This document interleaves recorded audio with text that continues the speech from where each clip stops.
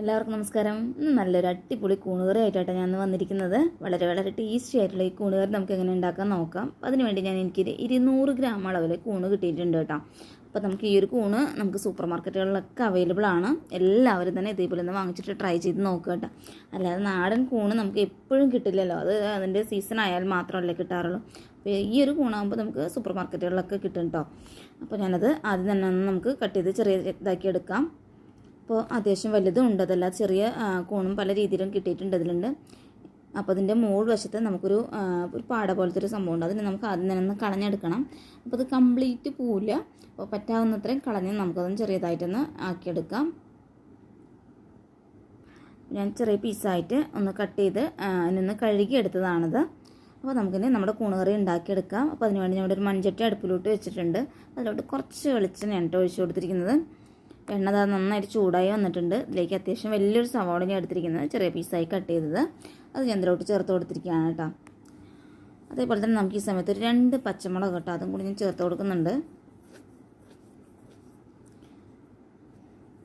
2 തണ്ട് കറിവേപ്പിലയും കൂടി ഞാൻ ഈ സമയത്ത് ചേർത്ത് കൊടുക്കുന്നുണ്ട് കേട്ടോ. ഇത് അത്യാവശ്യം സ്പൈസി ആയിട്ടുള്ള നമ്മുടെ ഒരു ചിക്കൻ കറിയുടെ രീതിയാണ് കേട്ടോ നമ്മുടെ ഈ ഒരു കൂണുകറി എന്ന് പറയുന്നത്. അപ്പോൾ ചിക്കൻ ഇടുന്നതിന് പകരം നമ്മൾ ഈ ഒരു കൂണുകറി ഇടണമെന്നുള്ളൊരു രീതിയിലാണ് മാത്രം കേട്ടോ. അപ്പോൾ നല്ലൊരു ടേസ്റ്റി ആയിട്ടുള്ളൊരു കറി തന്നെയാണത്. നമ്മുടെ സവോള ഒന്ന് വഴറ്റിയെടുക്കുക എന്ന് വെച്ചാൽ നമുക്ക് നന്നായിട്ടൊന്ന് വാടിക്കിട്ടിയാൽ മാത്രം മതി കേട്ടോ, നല്ലവണ്ണം ആവേണ്ട ആവശ്യമില്ല. അപ്പോൾ നമ്മുടെ സവോള ഒന്ന് കുഴഞ്ഞ് വന്നിട്ടുണ്ട്. ഇതിലോട്ട് ഞാനൊരു 1/4 ടീസ്പൂൺ അളവിൽ ഇഞ്ചി വെളുത്തുള്ളി ചതച്ചതാണ്, അതും കൂടി ഞാൻ ചേർത്ത് കൊടുക്കുന്നുണ്ട് കേട്ടോ.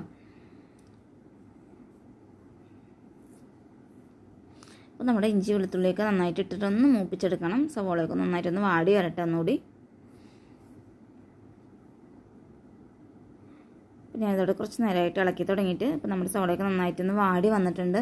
അപ്പോൾ നമുക്ക് ഈ സമയത്ത് ഇതിലോട്ട് വേണ്ടുന്ന പൊടികൾ ചേർത്ത് കൊടുക്കാവുന്നേ ഉള്ളൂ. ഇതിലോട്ട് ഞാൻ 1 ടീസ്പൂൺ അളവിലാണ് മുളക് പൊടി ചേർത്ത് കൊടുക്കുന്നത്. അതേപോലെ തന്നെ ഒരു 1/2 ടീസ്പൂൺ അളവിൽ നമുക്ക് മഞ്ഞൾപ്പൊടിയും കൂടി ചേർത്ത് കൊടുക്കാം കേട്ടോ. അത് കുറച്ച് ക്വാണ്ടിറ്റിയാണ്, അതാണ് കുറച്ച് അളവ് പറയുന്നത് കേട്ടോ. അതേ 1 ടീസ്പൂൺ അളവിൽ തന്നെ ഞാൻ മല്ലിപ്പൊടിയും കൂടി ഞാൻ ചേർത്ത് കൊടുക്കുന്നുണ്ട്. ഒരു 1/2 ടീസ്പൂൺ അളവിലാണ് ഗരം മസാലയുടെ പൊടി കേട്ടോ, അതും കൂടി ചേർത്ത് കൊടുക്കുന്നത്. അതേ 1/2 ടീസ്പൂൺ തന്നെയാണ് ഞാൻ കുരുമുളക് പൊടിയും കൂടി ചേർക്കുന്നത്. അപ്പോൾ നിങ്ങൾക്ക് ഒരുപാട് എരിവ് താല്പര്യമില്ല എന്നുണ്ടെങ്കിൽ മുളക് പൊടിയുടെ അളവ് കുറച്ചാൽ മതി. 1 ടീസ്പൂൺ എന്നുള്ളത് ഒരു 1/2 ടീസ്പൂണൊക്കെ ആക്കിയാൽ മതി. അതല്ല നമുക്ക് പച്ചമുളക് ഒഴിവാക്കാവുന്നതേ ഉള്ളൂ. ഇപ്പോൾ എല്ലാത്തിൻ്റെയും കൂടെ ആകുമ്പോൾ അത്യാവശ്യം നല്ല രീതിയിൽ എരിവും എല്ലാം കൂടിയിട്ടുള്ള നല്ലൊരു കറി തന്നെയാണ് കേട്ടത്. ഇത് 1 സ്പൂൺ ഉണ്ടെങ്കിൽ നമ്മുടെ ഒരു പ്ലേറ്റ് ചോറുണ്ട് കഴിയുമെന്ന് പറയില്ല, ആ ഒരു രീതിയിലുള്ള ഒരു കിട്ടിലൻ കറിയാണ് കേട്ടത്. അപ്പോൾ അത് നമ്മുടെ പൊടികളൊക്കെ നന്നായിട്ടൊന്ന് മൂത്ത് വന്നിട്ടുണ്ട്. ഇതിലോട്ട് ഞാൻ ഒരു ചെറിയൊരു തക്കാളിയാണ്, അതും കൂടി ഞാൻ ഈ സമയത്തൊന്ന് ചേർത്ത് കൊടുക്കുകയാണ്. തക്കാളി ഓപ്ഷനിലാണ്, എല്ലാവർക്കും തക്കാളി താല്പര്യം ഉണ്ടാവില്ല.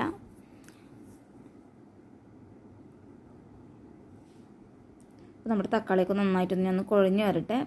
അപ്പോൾ നമ്മൾ പൊടികളൊക്കെ ഇടുന്ന സമയത്ത് നമ്മളൊന്ന് ഫ്ലെയിം കുറച്ച് വയ്ക്കുക. ലോ ടു മീഡിയത്തിൽ ഇട്ടാൽ മതി, ഹൈ ഫ്ലെയിമിൽ ഇടരുത്, നമ്മുടെ പൊടിയൊക്കെ കരിഞ്ഞു പോവും. അപ്പോൾ മൺചട്ടിയും കൂടി ആകുമ്പോൾ നല്ലവണ്ണം ചൂടായി കിടക്കുന്നുണ്ട്, അതുകൊണ്ടാണ് ഞാൻ പറയുന്നത് ഫ്ലെയിം കുറയ്ക്കാനായിട്ട് കേട്ടോ. അപ്പോൾ നമ്മുടെ തക്കാളിയൊക്കെ നന്നായിട്ടൊന്ന് കുഴഞ്ഞ് വന്നിട്ടുണ്ട്. അപ്പോൾ ഇനി അതിലോട്ട് നമ്മുടെ കൂണ് ചേർത്ത് കൊടുക്കാവുന്നേ ഉള്ളൂ.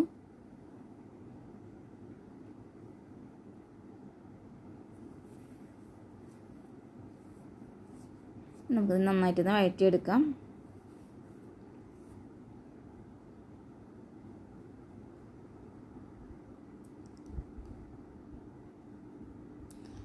നമ്മുടെ മസാല എല്ലാത്തിലും അങ്ങോട്ട് കൂണിലോട്ട് നന്നായിട്ടൊന്ന് പിടിപ്പിച്ചെടുത്തിട്ടുണ്ട് ഞാൻ. ഇതിലോട്ട് നമ്മൾ സവോളയിൽ വഴറ്റുന്ന സമയത്ത് ഒരു 1/2 ടീസ്പൂൺ ഉപ്പ് ചേർത്തിട്ടുണ്ടായിരുന്നു. അപ്പോൾ ഇതിലോട്ട് ഞാൻ ഒരു 1/2 ടീസ്പൂണും കൂടി ഞാൻ ഉപ്പ് ചേർത്ത് കൊടുത്തിട്ടുണ്ട് കേട്ടോ. ഉപ്പ് ഓരോരുത്തരുടെ ടേസ്റ്റിനനുസരിച്ച് ചേർക്കുക കേട്ടോ. അപ്പോൾ ഞാൻ നന്നായിട്ടൊന്ന് മിക്സ് ചെയ്തെടുക്കുകയാണ്. ഇതിലോട്ട് നമ്മൾ വെള്ളമൊന്നും ചേർക്കുന്നില്ല, അല്ലാതെ തന്നെയാണ് നമ്മൾ ഈ ഒരു കറി വയ്ക്കുന്നത് കേട്ടോ. ഞാൻ ഇവിടെ നന്നായിട്ടൊന്ന് മിക്സ് ചെയ്തെടുത്തിട്ടുണ്ട്. അല്ലാതെ നമ്മുടെ നമ്മുടെ കടയിൽ നിന്ന് വാങ്ങിക്കുന്ന ചിക്കനിൽ വെള്ളം ഇറങ്ങി പോയിരുന്ന പോലെ നമ്മുടെ കൂണിൽ നിന്നിട്ട് വെള്ളം ഇറങ്ങി വന്നുകൊണ്ടേയിരിക്കും കേട്ടോ. അപ്പോൾ നമുക്കൊരു തട്ട് വെച്ചിട്ട് ഒന്ന് അടച്ചു കൊടുക്കാം. ഒരു 2-3 മിനിറ്റ് നേരത്തേക്ക് ഒന്ന് അടച്ചിട്ട് വേവിച്ചെടുക്കാം.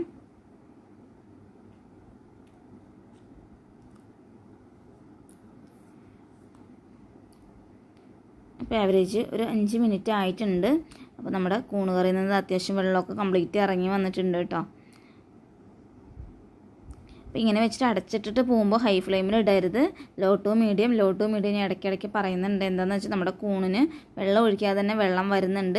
ഇത് വേഗം ഹൈ ഫ്ലെയിമിൽ ഇട്ട് പറഞ്ഞാൽ വെള്ളം പറ്റി നമ്മുടെ കറി വേഗം കരിഞ്ഞു പോകും. അതുകൊണ്ടാണ് ഫ്ലെയിം കുറച്ചിട്ടെന്ന് പറയുന്നത്. അപ്പോൾ ഉപ്പിനൊരല്പം കുറവുണ്ടായിരുന്നു. അപ്പോൾ ഞാനൊരു കുറച്ചും കൂടി ഉപ്പ് ചേർത്ത് കൊടുക്കാം കേട്ടോ. ഒന്നുകൂടി ഇളക്കിയെടുക്കാം. അപ്പോൾ നമ്മുടെ കൂണ് കറിക്ക് അത്യാവശ്യം നല്ല വേവ് ഉണ്ട് കേട്ടോ. ചില കൂണുകളിൽ നിന്നിട്ട് ഇങ്ങനെ കറി വയ്ക്കുന്ന സമയത്ത് വെള്ളം വരുന്നില്ല എന്നുണ്ടെങ്കിൽ നിങ്ങൾ വെള്ളം ഒഴിച്ചിട്ട് വേവിക്കാനായിട്ട് ശ്രദ്ധിക്കണം കേട്ടോ. കുറച്ച് നേരം കൂടി നമുക്ക് അടച്ചിട്ടൊന്ന് വേവിച്ചെടുക്കാം കേട്ടോ. അപ്പോൾ ആകെ മൊത്തം ഒരു 10 മിനിറ്റ് ആയിട്ടുണ്ട് കേട്ടോ എല്ലാം കൂടിയിട്ട്. അപ്പോൾ നമ്മുടെ കൂണുകറിയിലെ വെള്ളമൊക്കെ നന്നായിട്ടൊന്ന് ഡ്രൈ ആയി പോയിട്ടുണ്ട്. ഇത്രയും വേണ്ടുള്ളൂ നമ്മുടെ കൂണുകറി ഉണ്ടാക്കാനായിട്ട്. നല്ല ടേസ്റ്റിയും അതേപോലെ നല്ല സ്പൈസി ആയിട്ടുള്ള നമ്മുടെ കൂണുകറി ഇതവിടെ റെഡി ആയിട്ടുണ്ട്. ഇത്രയേ ഉള്ളൂ ഉണ്ടാക്കിയെടുക്കാൻ. അപ്പോൾ എല്ലാവരും തന്നെ വാങ്ങിക്കുക, വേഗം തന്നെ ട്രൈ ചെയ്ത് നോക്കുക. എല്ലാവർക്കും ഇഷ്ടപ്പെടും കേട്ടോ. ദോശയോടൊപ്പം ചോറിനോടൊപ്പം ഏതിനോടൊപ്പം കഴിക്കാൻ പറ്റും നല്ലൊരു കറിയാണിത്.